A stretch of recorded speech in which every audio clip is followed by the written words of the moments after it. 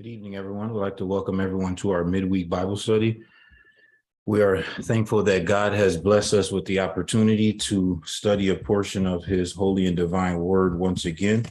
We're thankful that we have the honor and privilege to meet and gather with all of our brothers and sisters in Christ, as well as our friends, family, and visitors who are joining us via YouTube, whether it is live during this Bible study here at 7 p.m. Eastern, or who's listening in the future. Last week, we covered a lot of ground. Brother Stanley had a tall task to get through a huge amount of sections, all 4 books. I feel bad because this week, literally, we're just in 1 book. So we have much less to cover. So we shouldn't have any problems with achieving our goal of getting through tonight's class because it's just much less material. With that being said, I would encourage you, we've been saying this for our Sunday mornings and our Wednesday nights, just because of how dense these studies have been. I would encourage you to circle back during the week, especially on last week's study. Use them as personal or family studies, or feel free to call any of the brothers and sisters up to have breakout sessions throughout the week. Just because there's so much content, you may have thought of something else that you wanted to address, that you wanted to say, something that impacted you throughout the week. Use that opportunity to create micro studies within yourself, for your family, or within the congregation. With that being said, let's jump right into it. John 18, verses 12 through 24. We only have 3 questions. We only have about a full page if you combine the 2 pages of reading. So much less than we had to do last week. Let's start off with the Bible reading. Let's just have a reader read for us our John 18, verses 12 through 24 passage. We'll start off there, and then we'll jump right into the biblical discussion from our author of our textbook. What do you think about the Christ? Yes, brother or sister David Tiana. You said John 18? Yes, John 18, 12 through 24. Okay.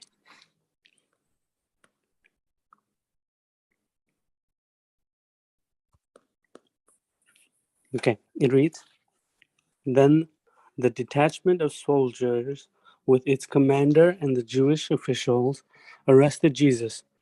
They bound him and brought him first to Annas, who was the father-in-law of Caiaphas, the high priest of that year. Caiaphas was the one who had advised the Jewish leaders that it would be good if one man died for the people. Simon Peter and another disciple were following Jesus. Because this disciple was known to the high priest, he went with Jesus into the high priest's courtyard, but Peter had to wait outside at the door. The other disciple, who was known to the high priest, came back, spoke to the servant girl on the duty there, and brought Peter in. "You aren't the one of the man's disciples too, are you?" she asked Peter. He replied, "I am not." It was cold, and the servants and officials stood around a fire they had made to keep warm. Peter also was standing with them, warming himself. Meanwhile, the high priest questioned Jesus about his disciples and his teaching. "I have spoken only to the world," Jesus replied. "I always taught in synagogues or at the temple where all the Jews come together. I said nothing in secret. Why question me? Ask those who heard me. Surely they know what I said." When Jesus said this, one of the officials nearby slapped him in the face. "Is this the way you answer to the high priest?" he demanded. "If I said something wrong," Jesus replied, "testify as to what is wrong. But if I spoke to the truth, why do you strike me?" Then Annas sent him bound to Caiaphas, the high priest.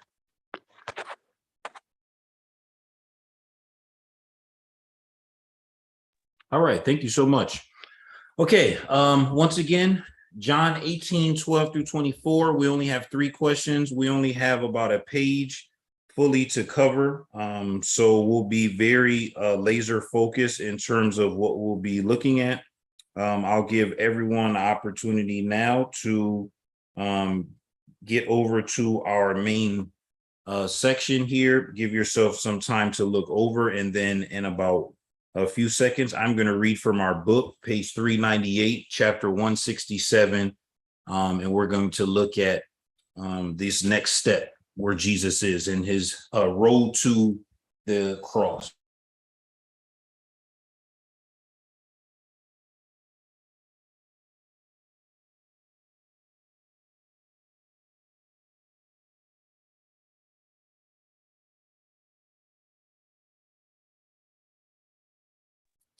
All right, let's get started. All right.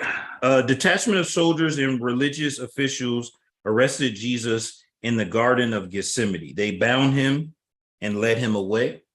They led him first to the house of Annas, one of the most powerful men among the children of Israel. So this person had a lot of political clout. Annas had been high priest in the past and was the father-in-law of Caiaphas, the current high priest. So just keep in mind the politics that are happening here. Simon Peter and another disciple followed Jesus and his captors. The other disciple went into the courtyard, for he was known to the high priest. And scholars believe this other disciple is John, which is why he's not referring to himself as John, but as the other or another disciple. Peter, however, was not allowed to go in. He had to stand outside until the other disciple came and spoke to the servant girl on duty at the door. Then she let him in. Now, really quick, we mentioned this last week, but really go back to several months, right? When we were at the beginning, when Jesus called these men originally. Don't forget that Peter, Andrew, his brother, James, and John, who were brothers, the four of them had a relationship before Christ. So that relationship you have to keep in mind, right? Because they were already very much involved in each other's lives well before the ministry. And if you have some time, especially for the brothers and sisters, if you grab the 12 Ordinary Men book, from the church building and read that, you'll dive deeper into that. But keep that in mind, right? Because this makes more sense, right? If yes, they're all disciples, they've all been together for 3.5 years. But if one of your best friends, former business partner, right, like you're known, you got in, you go get them in. Just keep that in mind from that human standpoint. We're talking about trying to think from the disciples' point of view, from a human standpoint last week. So this servant girl said to Peter, "Are you not also one of his disciples?" So right off the bat, she recognized Peter. Also, it's important to flag, she's just a servant, which isn't surprising that she would recognize Peter because of the vast majority of people that were interacting with Jesus. Most of them were lowly, right? So it's probably no surprise that this servant girl of all people would know Jesus's disciples by faith, whereas the troops, the high priest, some of these other people, they needed Judas to even pick him out of a crowd, right? Because they were too high and mighty to kind of deal with Jesus's ministry. All right, Peter replied, "I am not." It was a cold night, and the servants and officials had kindled a fire to keep warm. They stood around the fire. Peter stood with them, warming himself. Then Peter, desiring to see what would happen, sat down in the courtyard with some of the servants that were warming themselves by the fire. When one of the servant girls of the high priest came by and saw Peter sitting there in the light of the fire, she looked closely at him and said, "This man was with him." Now, keep in mind, what she's saying now is not, "Hey, aren't you one of his disciples?" She's pointing out that Peter is one of his disciples. Now, before we pounce on Peter, just let's go back to setting, right? He got let in to this courtyard by, let's say it's John, if we believe the scholars, right? And a trial is about to happen, right? So it's not like Jesus is preaching and teaching and she's like, "Hey, aren't you one of his disciples?" Jesus is bound and arrested, right? So when she says, in the fire, right? She got a good look in the light. This man was with him. To Peter, she said, you also were with Jesus the Nazarene, right? Then Peter denied, saying, I neither know nor understand what you're talking about, right? Just keep that in context of where Peter is, right? Doesn't make it any better, but it just gives it more context. Okay, meanwhile, the high priest questioned Jesus. The context in the Gospel of John suggests that it was Annas who questioned Jesus, or it may have been Caiaphas who questioned him at Annas's house. Whoever it was that questioned him, that person asked Jesus about his disciples and about his teaching, to which Jesus replied, I have spoken openly to the world. I always taught in synagogues or at the temple where all the Jews come together. I said nothing in secret. Then Jesus said, why question me? Ask those who heard me. Surely they know what I said. And that's a powerful response, because what Jesus is basically alluding to is the time period in which we live now, which is, if you're going to question Jesus, right, why not question those that believe and heard and witness his words, right? That's the time period we live in now, right? Jesus is no longer walking on this earth. His earthly ministry is over, but now peer to peer, right? Believer to unbeliever, converting them to believer is how the gospel is being spread, which was the Godhead's plan. Okay, one of the officials who stood nearby struck Jesus in the face. Brother Stanley alluded to this last week and asked, is this the way you answer the high priest? Keep in mind, let's go back to the political structure that's happening here. This is the Son of God, right? In whom all things are made, through, and because of him, all things hold together, right? This is the Word that in the beginning was the Word was with God. The Word was God, and the Word became flesh, right? So the establishment of even having a high priest only comes from the Jewish people being God's chosen, only comes from a promise made to Abraham, only comes from the promise of the lineage of the seed, which is this Word, which is the Son of God, which is Jesus standing there, all the way back to Adam and Eve. See? So for that to be true, and for someone to say to that being, right, that is this the way you talk to the high priest, is completely out of order, right? Because you only have a high priest. Forget just this person. You only have the concept of a high priest because of everything we just said, starting from Genesis all the way to Jesus standing there, right? Okay, we'll get into that in the discussion. Jesus replied, if I had said something wrong, testify as to what is wrong. But if I spoke the truth, why do you strike me? Now we're getting into something that I believe, unless you're an avid Bible student, the world misses. This is a mock trial. Keep that in mind when you think of this the next several Wednesdays. This is not a real or fair trial. This is not even going through the motions in which the law says they should be handling accusations. This is why he's saying testify. Remember, if you go back to John chapters 8 through 10, Jesus kept talking about testimony, right? And they were saying, you're a liar because you testify of yourself. The reason why they were saying that is because there are rules. And remember, there's no separation, for lack of a better term, church and state.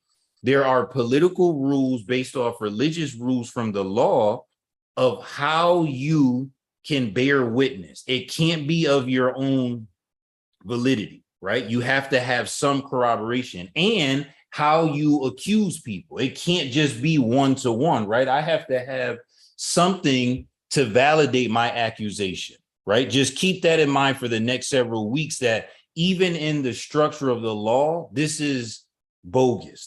These trials they're having are super bogus. Also, keep in mind, these are not all in the open either. If you notice here, Peter had to be let in. If this was such a big deal and you had a rock solid case, why not just try him publicly in front of everybody?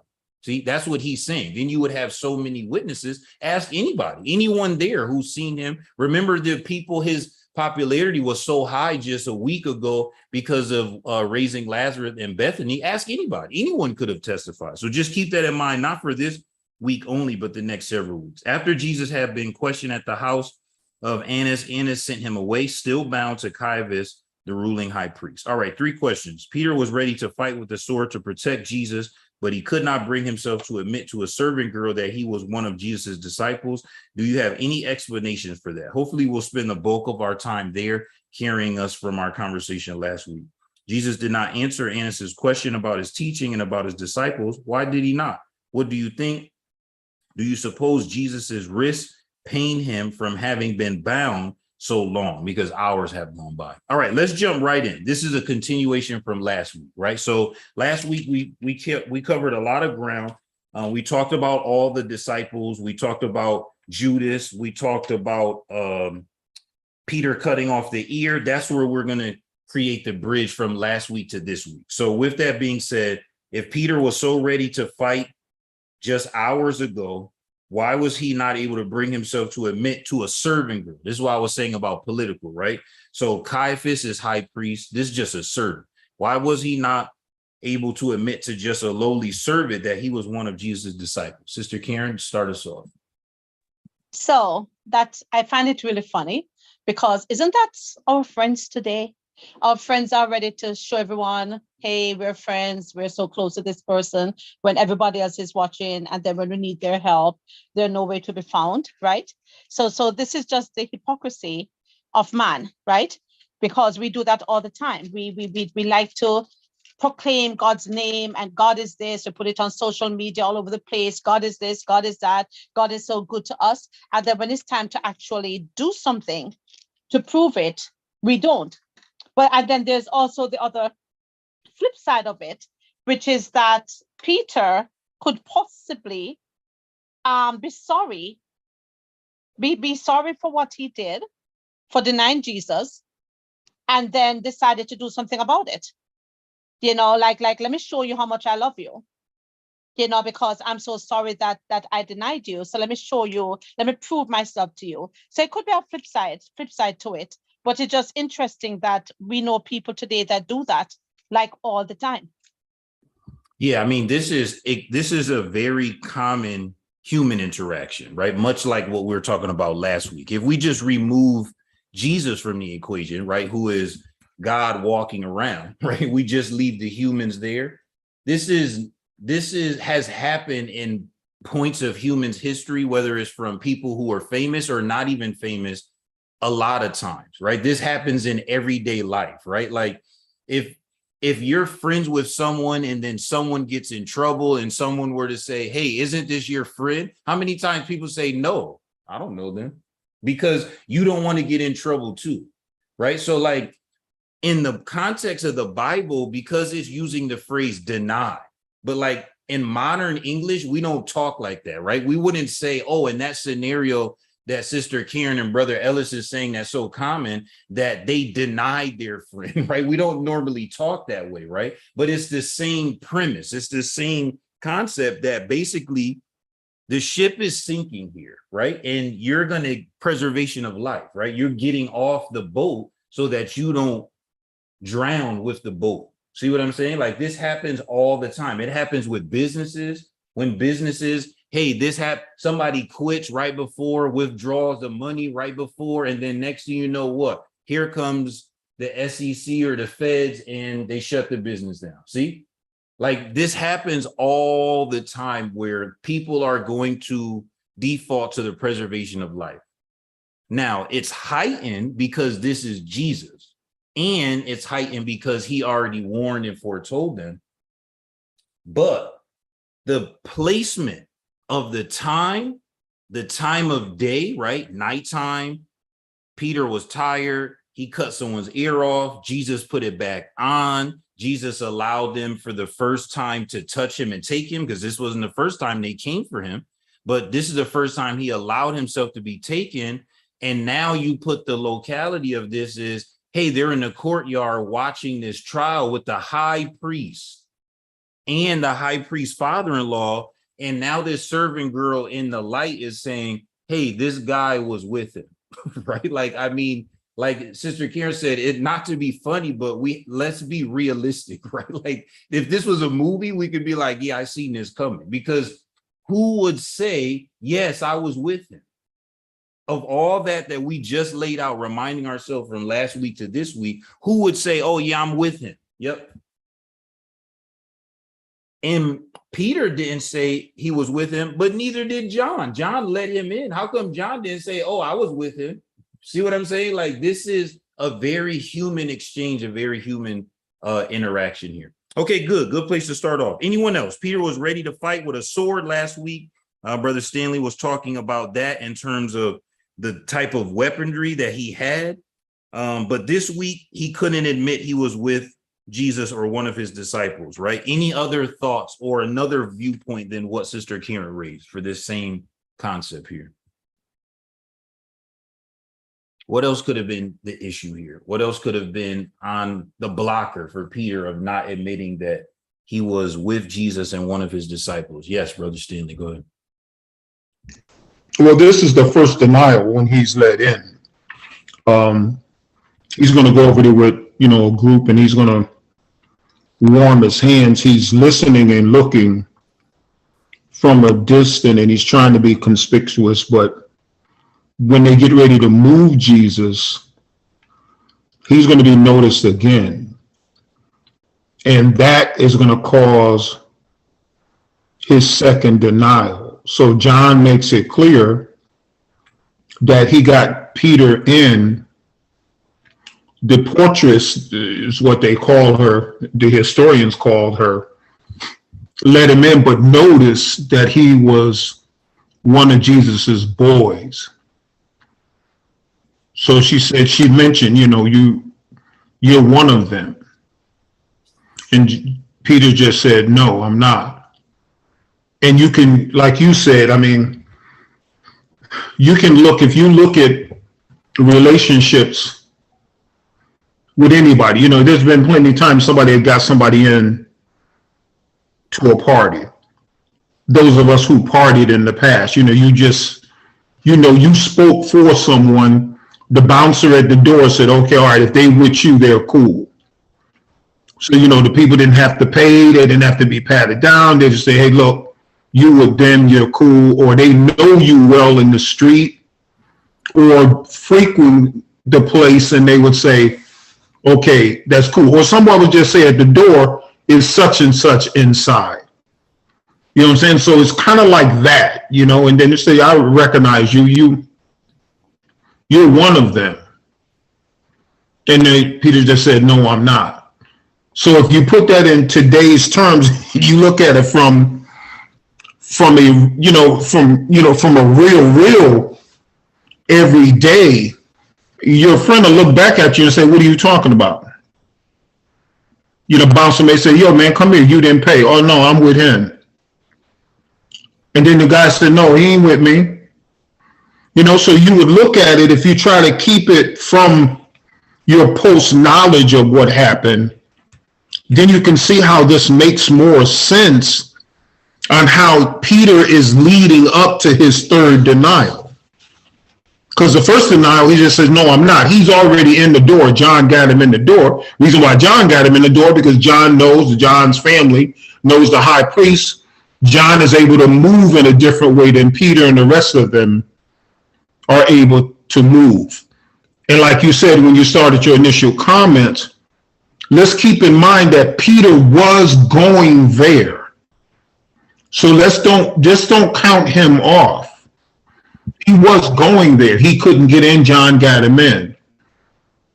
But you're right. John didn't say anything either. But John was already known. He was known in a different way. And that may have something to do with Peter's character. You know what I'm saying? Like maybe she knew Peter as Peter. And this is her way of identifying Peter. We talked last week about what Peter was and what the rest of them was pre-Jesus calling them. They had a reputation. And so it was easy for her to recognize Peter when Peter was always Peter. He was boisterous. He was stood out. He always made comments. He probably swore. We know he's going to say something that is not Jewish accepted. Okay, so that's the real Peter. So it's easy to identify somebody like that. Yeah, two things, right, that really stand out to me is one is, right, of all the disciples, right, if you knew of them, you would definitely know of Peter, right? Like if you were just on the outskirts or you heard of them, you would know of him because, like Brother Stanley is saying, just if we only had to pick one characteristic, just because he was usually the most vocal, right? So we see that, right? The other thing here is when he was explaining like another viewpoint scenario, like getting in somewhere. Think about that, right? Think of all of us, we're getting in, right? He's mentioned a club. We get in and we're all in now, right? People on the outskirts who we're not paying attention to have seen us maneuver before as a group and seen us all go in, right? I start trouble and they grab me. See, now I get arrested. And a girl in the corner asks any of you, aren't you with him? See, who's going to say, yeah, I'm with him? Because what will happen in our modern culture of how local law enforcement work? What will they do to you? They're going to most likely snatch you up too. They're not just going to say, oh, okay, well, thanks for being honest. Right? Like we're not talking about somebody just wants to know if who you are. Like, think about the ramifications of admitting that you are with Jesus when Jesus is arrested. And like Brother Stanley said, give Peter credit, because if he was really that scared, right, he never even would have went here, right? He never even would have went, but he went to see, and he got closer because he wants to see. Now, this is not minimizing the denial, right? But back to Sister Karen's point, post this denial, if we interacted with Peter, now, yes, we know in the future, in terms of a month plus, they'll receive the gift of the Holy Spirit. They'll start preaching in the ability where people in other languages can all hear them at the same time in their own native language, right? He'll go off to be an elder at a local congregation. He'll go off to write some powerful letters that will be included in our Bible, right? We understand that. But it could be, right, if you have this much admiration for someone that hours ago you said you would die for them, you try to kill someone basically and cut off someone's ear who's your friend's attacker, and then you deny him. It's not far-fetched to assume that Peter was so much in grief that the best case scenario is he becomes literally on fire for the cause of Christ. The worst case scenario is Judas, who kills himself. See what we're saying to make it human?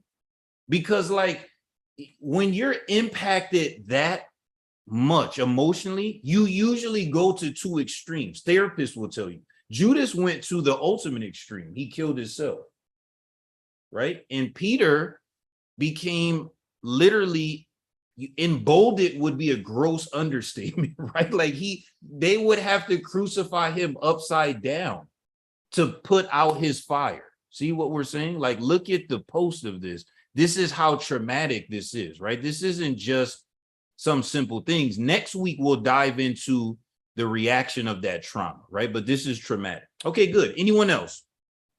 We can spend a little bit more time on this if we need to before we go to questions 2 and 3. Anyone else on Peter? Once we go to the next two questions, we're going to leave Peter. Sister Stanley, go ahead. Yeah, so, my take on Peter is, it's the time when he said to Jesus, Lord, I would die for you. First of all, Jesus was with him, right? And he was trying to convey the love that he had for Jesus. And it's easy to do when you're having a conversation in the midst of one, right? In knowing Jesus the way he did and being able to see and recollect all the things that Jesus had done in the past. He knows how powerful Jesus is, and as well as the other disciples. So now you take him to a place in the garden and again, cutting off the ear of Malchus. Again, you have Jesus there. He's your protector. He's always been. And you have the 12 other 12 disciples, right? So it's like you're kind of like you have your gang or your posse, like right, you're all there. So someone is coming into your territory, it's easier to offend it in that circumstance. Now, when you get to the courtyard where Jesus is bound.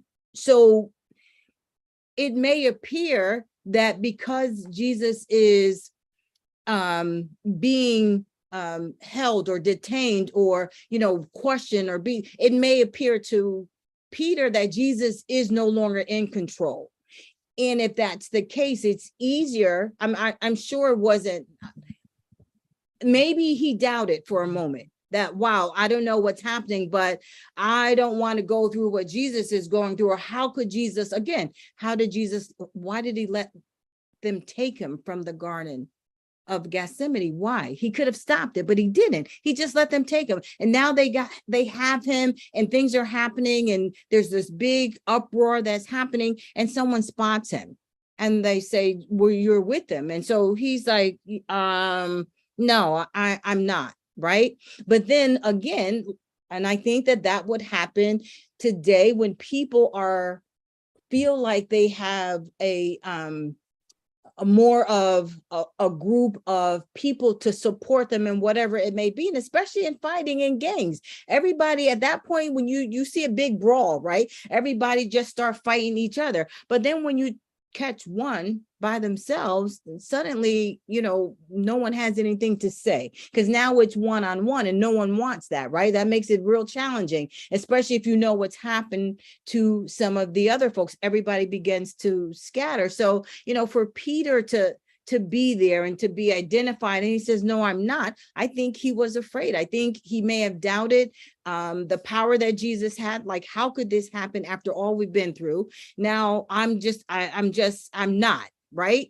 And Jesus warned him, but of course that didn't come to his mind. He says, I'm not. Then she comes back. The girl comes back again, and then Peter has to prove, I think by speech, right? That because if I was with him, I would be talking and acting like him, Jesus the Christ, the Messiah, but I wasn't with him. So I'm telling you, I said to you before, I'm not. Now I'm just really going to let you have it and let you know, I don't know him, nor do I understand what you're talking about, as if she was speaking another language that he couldn't understand. But I think him moving away from Jesus, of course, in his behavior had to change. Otherwise, he could be, you could say, well, you talk like him, you kind of act like him. But then when you start acting violent or crazy, as some people could, again, today people separate themselves by doing things that is just, no, that's not, I'm not a part of them or this or whatever. And I think it was no different for Peter. I think he was afraid. There was a lot of things that led up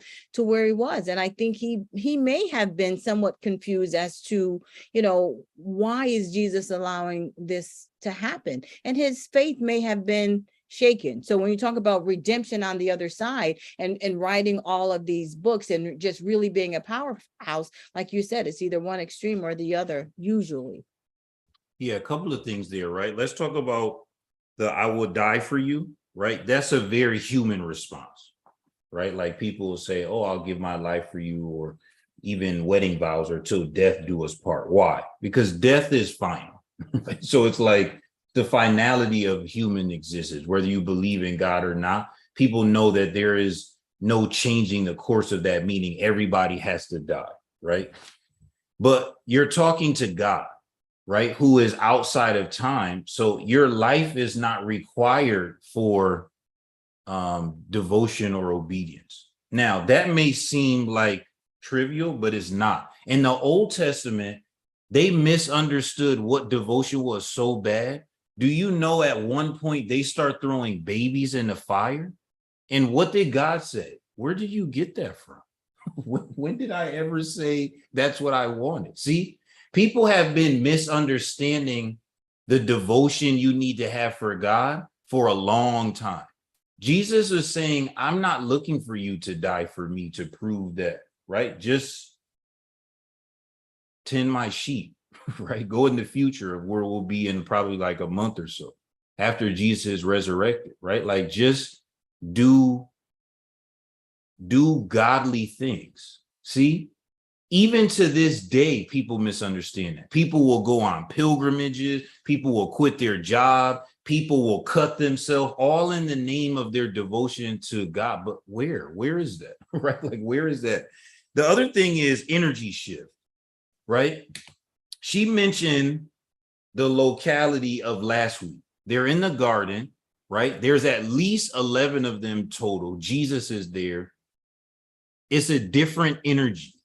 See, but now in tonight's class, which is hours later, think about John 1:1. Remember, it was talking about the light was shining into the darkness, but the darkness didn't recognize it. The darkness has a physical grip on the light right now. The energy has shifted. This part we can only surmise. We can't understand. We will never be able to understand what it must have been like to be in Jesus's presence and then see Jesus bound. See what I'm saying? Like, it's not like a friend. That's the only way we can say it, but it's not like that. You get what we're saying? The same being that walked on water is in what we would say in handcuffs. See, the energy has completely shifted. The same being that was washing feet hours ago is somebody slapped him. So now is way different, right? Like, Jesus is not walking around. I don't have the other 11 with me. Like, it's just way different. It's not the same energy as it was just a few hours ago. Now, that happens all the time, right? When they arrest multiple people, they put them in different rooms. Why? Divide and conquer. Right? When you go to prison, they try to put you, if they can, to different prisons or different cell blocks. Why? Divide and conquer, right? Everyone together is stronger. But if I start separating people, then what? You strike the shepherd, you'll scatter the sheep. So this is just, again, very human, right? Once you remove someone's energy, their bravado most likely will drop. See? And Peter's energy, the energy that Jesus had for them for the last 3.5 years, is about to change. And then keep in mind, once Jesus is crucified, this is also something I don't know we think about too much. It's not for tonight's class, but that energy that was walking around is put out. And when it goes out, the earth responds, right? Like, literally the earth started to respond because Jesus, the light, is gone from the earth. See? And everything started to get dark and earthquakes, and they said even people start rising up from the dead. People start coming from the other world back into this world because of this cosmic shift. See, now think about the last 3.5 years. Think that the presence of God was walking around, but now the darkness, sinners have a hold on God, where we know in the heavenly realm, flesh and blood can't inherit. Right? They can't even be in the presence, but they're very much in the presence of God as Emmanuel. Okay, good. Anything else before we move on? Anything else on Peter? Last call.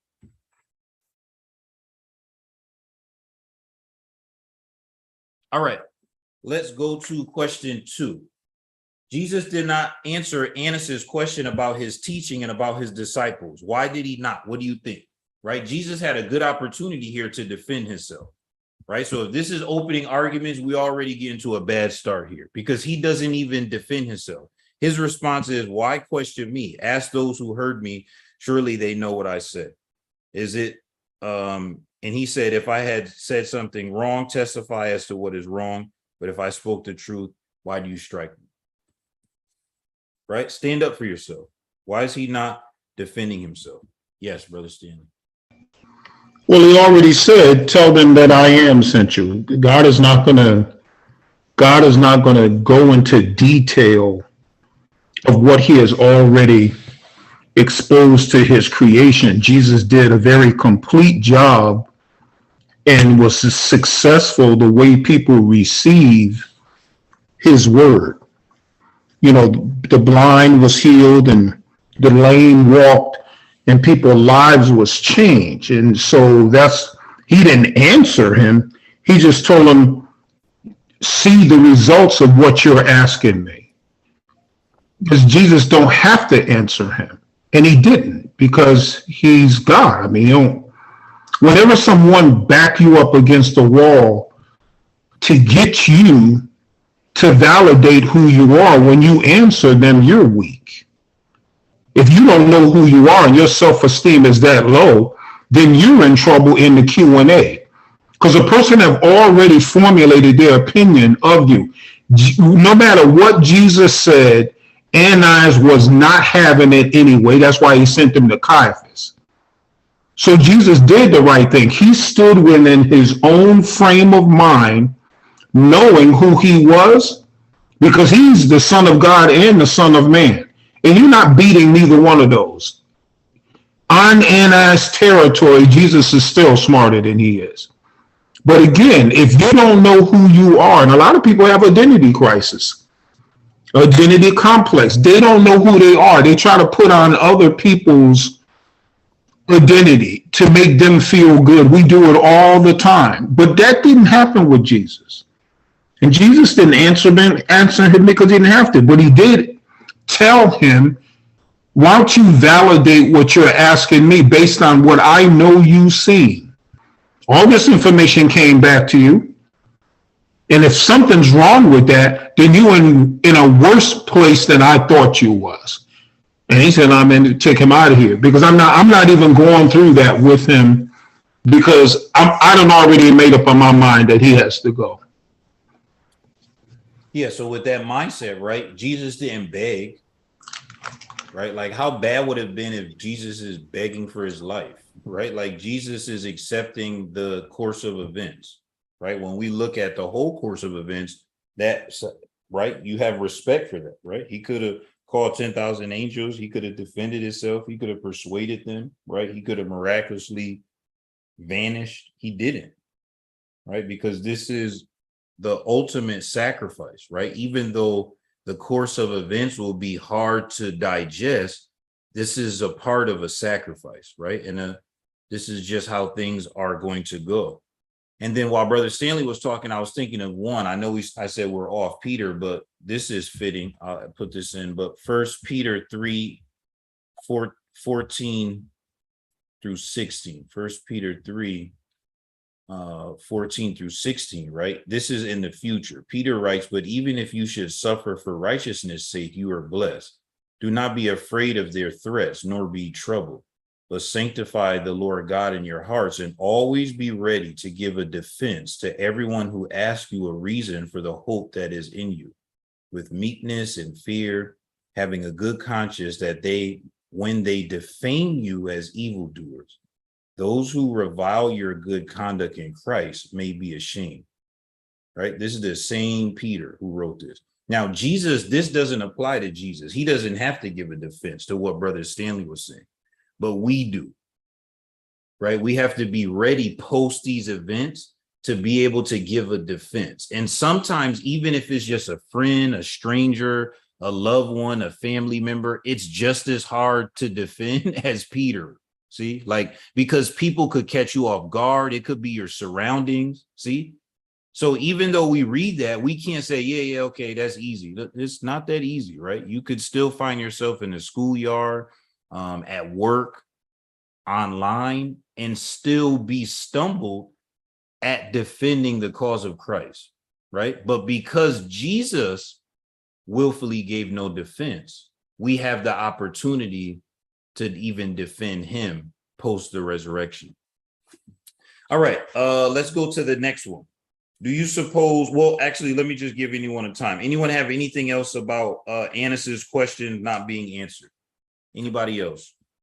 Why he didn't answer? Any other perspective you want to go into before we go to the next one? Yes, Brother Stanley, go ahead. I think I know I have, let me speak for myself and not generalize this. I spent a lot of time in my Christian life defending why I believe that Jesus is the Son of God, when that's not necessary. It's definitely not necessary to me now.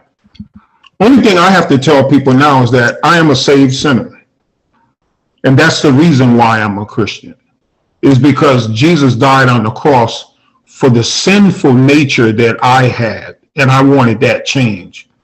There's no defense in that, because number one, people can't call me a liar, because now the word sin itself just painted a picture that they're not willing to accept, or they're willing to accept that depending on whether Holy Spirit has met them. If that's an initial conversation that we're having, then it's going to probably fall on deaf ears, and then move up to the next stage when the Holy Spirit meet them again with another Christian. But I spent all that time defending why, as if I had to do that when I don't have to do that. Jesus didn't have to say who he was, defend who he was, what doctrine, and explain it, nor did he have to go into detail about his disciples. He had already done that. And if people can't accept your behavior as a Christian because you are so far from who they are, if you are, then you don't have to identify with any Q&A, because they already see you different from them. They may ask you why you are different, because you don't do X, Y, and Z, but you don't even have to tell them why you're different. You just have to always keep it sin. And once you keep it sin, you can walk away from the conversation with people feeling guilty about what you said, instead of trying to persecute you for being holy than now. Yeah, good point. Fritzinger family. Let's see, am I unmuted? Yeah. Yes. So Jesus, I'm thinking about why Jesus didn't answer. Jesus put the truth out there for everyone to hear. And those that heard got it, and those that wouldn't hear didn't get it. So he didn't have to explain himself. He's already explained himself. He's already given the truth that everyone needs, but don't realize that they need it. Yeah, I mean, look at the actual verse that supports that, right? Verse 19, the high priest then asked Jesus about his disciples and his doctrine. Go back to 2 weeks ago class, I think, or maybe 3 weeks ago in the prayer, right? Jesus was praying, and then last week at John's, I think, account, if I'm not mistaken, alluded to the prophecy that Jesus said he wouldn't lose any, right? Now we have in an earshot, let's say, Peter being probed, right? Some girl is snitching on Peter, basically, and Jesus is bound, and the priests are asking him about his disciples and his doctrine. Why would Jesus answer them, right? If he said, oh, there go 2 disciples over there, what do you think would happen?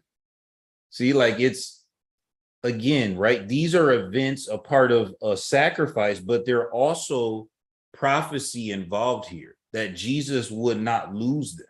So he has to die for those sins of the world, but he also has to die for his 11 friends, right? He has to die for them. So when he's on the cross and he says to John, look,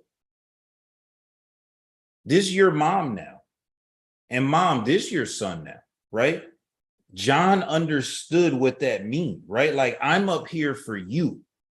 I could have easily said it could have been 11 more crosses up here, right? But I'm up here for you. See? So again, this, and then we go to the second part here is the doctrine. Why, if this is the word, the beginning, and the word became flesh, right? And the voice from heaven said, this is my beloved son who I'm well pleased, hear him. Why in the world would he say what the doctrine is to the high priest, right? Like, why? It doesn't, in that view, it doesn't make sense, because Brother David said he already gave the truth for everyone to hear. Why would, and then let's just talk about the doctrine, right? 3.5 years he's been preaching. So you want me to tell you what the doctrine is in how many minutes? Right? Like, what do you want? You want me to what? Now tell you what? From where? The beginning till now? It took me 3.5 years. Now you want me to answer when? In seconds? No. To Brother David's point is, everyone heard this already.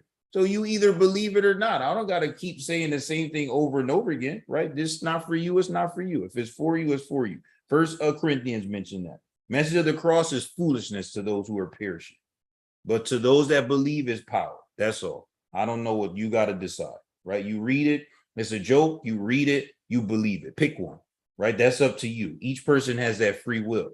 But I'm not about to go backwards and reiterate something that I laid a foundation for 3.5 years. Think about that. It doesn't even make sense. Like, is you talk for so long and somebody be like, can you summarize what you just said? No, I can't, right? Because I've been talking for this whole time. So that's another way to look at it, right? Okay, good. Anyone else on this before we move to Jesus? Anyone else on Annas and Jesus's interaction? Very high, powerful political figure, used to be high priest. His son-in-law is the high priest now. They kept it in the family.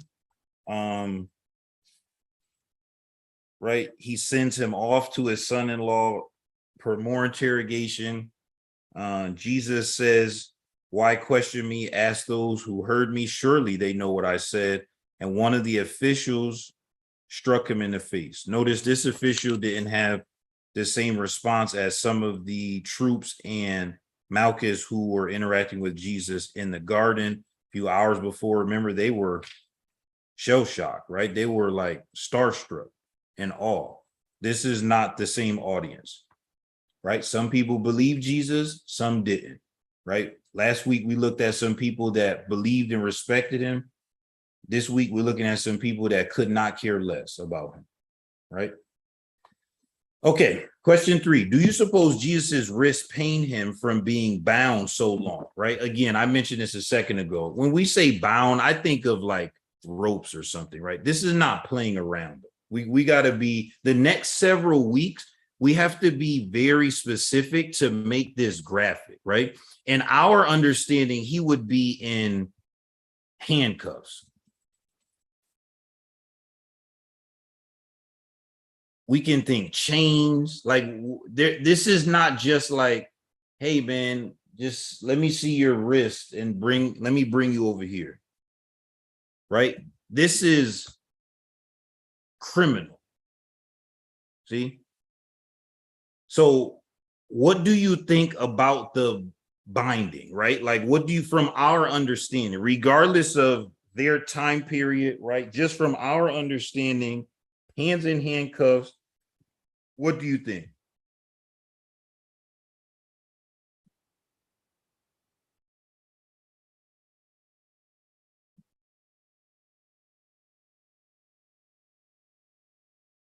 And I have a couple of kind of, and again, this would just be from our binding, our modern understanding of binding, but I have a couple of sentences to read actually from the NIH website, their section of the website for the National Library of Medicine that talks about handcuff and the pain that comes from handcuffs, right? This says handcuffs are commonly used to restrain prisoners. It is not unusual for them to be applied in violent circumstances and for the prisoner to struggle. This can lead to over tightening of the handcuffs and considerable trauma to the structure around the wrist. We have recently seen fractures, lacerations, and injuries to the radial, ulnar, and median nerves. This is probably the tip of the iceberg, as many people with such injuries fail to attend for assessment, follow-up, or investigation after they've been arrested. Superficial radial handcuff neuropathy is the most common injury. Although injuries to the median, ulnar, and multiple nerves have all been described.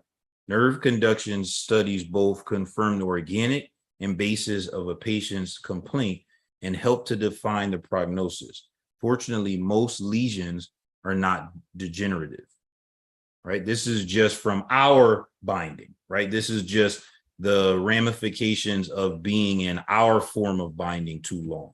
But what do you think about this from a physical standpoint? Last week we mentioned, last 2 weeks we mentioned, make sure you keep in mind the human side of Jesus, right? We mentioned the weeping, or excuse me, the sweating, We mentioned the medical changes in his body from the sweat, from grief and anguish, right? We mentioned his prayer. Now let's just talk about the physical, right?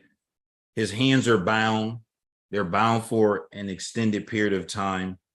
Our author is asking us, do you suppose Jesus' wrist hurt or pained him from having been bound so long? And this is just, we'll end with this question. This is just our summary or conjecture from our point of view. What do you think? And how is that impacting you thinking about that before we even get to the cross, right? Just think of the striking him, think of the binding. How is that impacting you? You can feel free to answer from that vantage point as well.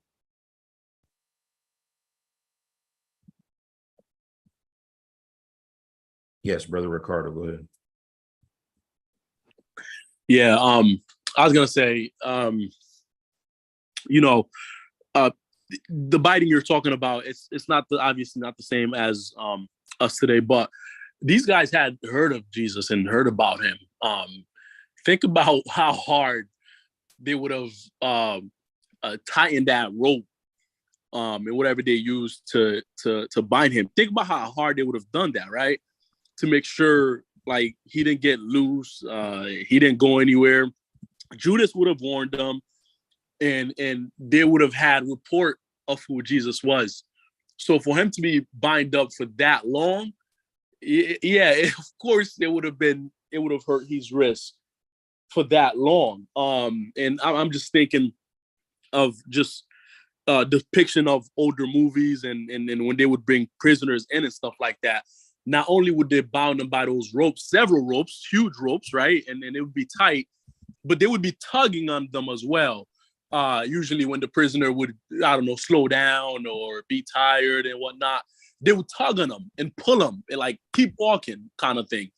And so like I can just imagine how hurtful and how painful it would have been for Jesus for that long being bound with those ropes.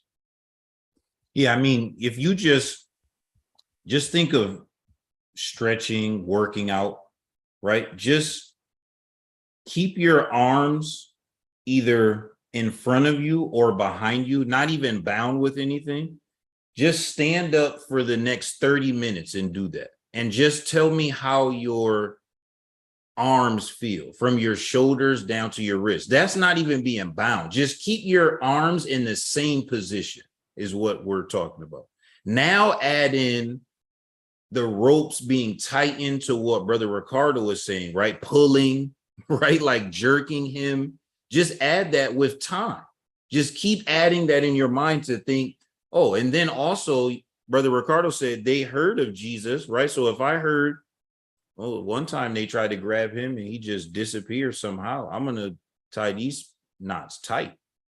Somebody said he walked on water. I don't know what he could do, right? I got to tie these ropes tight. I don't know what he can do. I don't know what he's about to do, right? Like I'm one of the officials. I'm one of the soldiers. I'm responsible for maintaining the peace and the order so this doesn't get out of control. Yeah, I'm not going to put these on loose, right? Not this guy. See? So just imagine in your mind, right? Again, we're just imagining, but just imagine how painful, if any of what Brother Ricardo was saying, just one of the things, let alone everything, was what happened. Just imagine yourself, how it would feel, right? Like just your own physical body. That's what we're thinking now. And just how detrimental that would be. You're already so weak. Again, we'll get into this as weeks go on. Keep reading this section by section. You're already so weak, then think he has to get onto a cross. How can I get on a cross now? Like I'm already so weak. A lot of people die before they even got to the cross, right? There's an article that I was looking at earlier where it talks about, and we'll get to the Roman piece in a couple of weeks from now, but ancient Roman punishment, this is the title, was swift, cruel, and unusual, right? This is where Jesus is heading. Like, that's from a normal person, a criminal. Now we see Jesus already had so much physical trauma before he even got to the Roman soldiers. Brother Stanley, go ahead. I mean, they wanted him to look like he had a death sentence. I mean, John 11:50, Caiaphas already made up his mind. He used the word death. you know, that is that one man should die for the nation.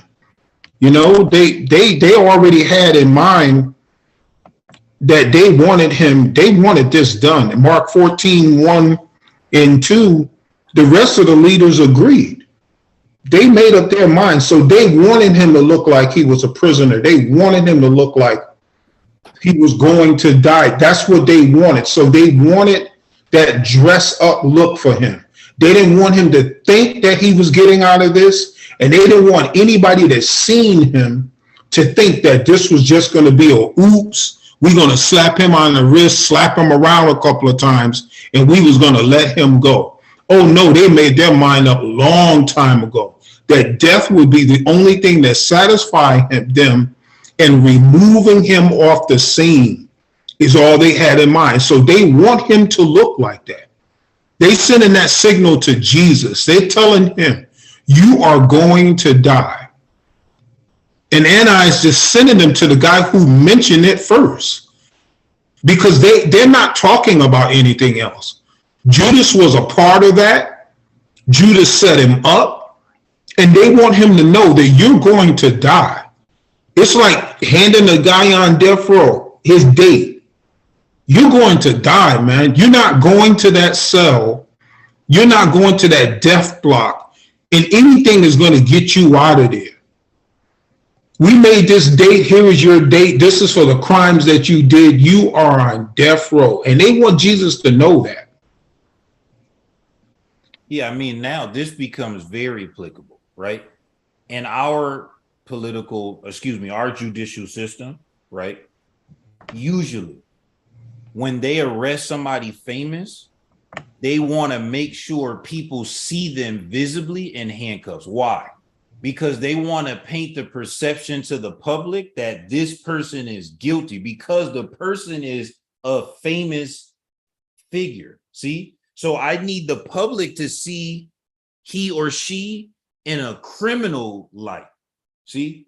We do the same thing today. Sometimes, even though locally they'll say this is not true, sometimes it's time to make your arraignment, right? And somehow, some way, right? Oh, no one had anything to do with it. Your clothes don't arrive. So now you have to come out and what, right? Because best visual optics to the jury is what? Well, if you were in a suit and tie, or a woman was in a business suit, now I don't look like a criminal.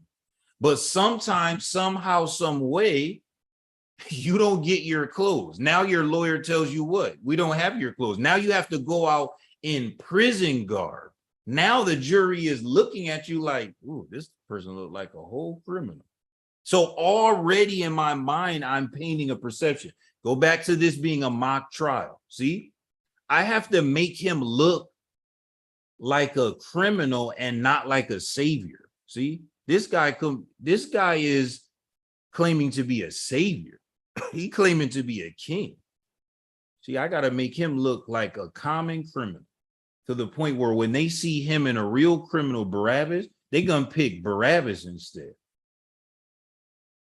Because I got to make sure he looks like a criminal. I got to start now. I can't wait to the cross, right? I got to start with the binding, start with the slapping. Next week, we're going to see, before the sentence is even given out, they already start beating him. See, I told you this is already wrong. This is already against the law. See, the law is being broken, but no one cares. That's why I mentioned our judicial system, because sometimes locally the law is being broken, but no one cares, right? People just go ahead, and innocent people end up in jail. And people say, no, that don't happen, or that can't happen. What you mean? Happens all the time. Why it can't happen?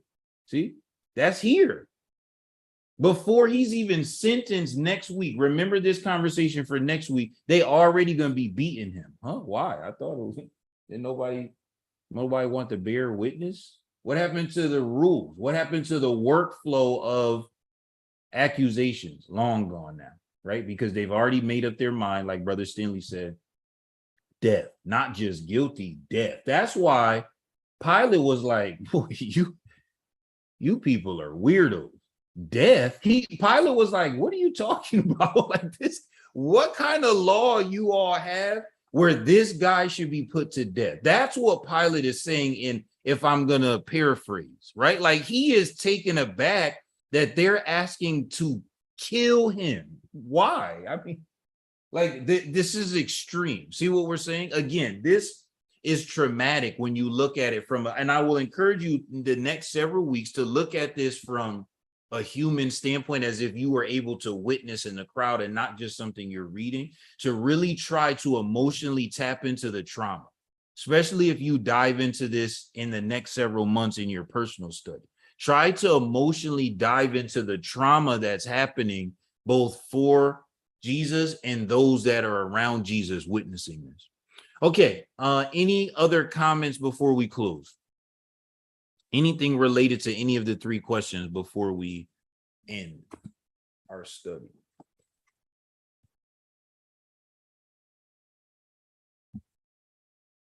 Nope. Okay, thank you for everyone's attention and participation. It's much appreciated. Thank you for our brothers and sisters who are on YouTube as well, who are commenting in. We appreciate it. We love you, and we're thankful that God has blessed us with the opportunity to study with you. And then all of our friends, family, and visitors on YouTube, you are our honored guests, and we're thankful for your participation as well. At this point, we'll end. Next week, I will encourage you to read ahead, because next week we'll be reading this same account, but from all 4 sections, and there'll be 6 questions. So once again, I feel bad because Brother Stanley have a big mountain to climb to try to cover all that in our time period. So read that in advance, Matthew, Mark, Luke, and John's account for next week. All right, those who are on YouTube, we're going to end our live stream here. We pray that God will bless you for the remaining of your day. And if it be God's will, at the next appointed time, we pray we'll see you, and we'll all be doing those things which are pleasing to the Lord. Okay, for this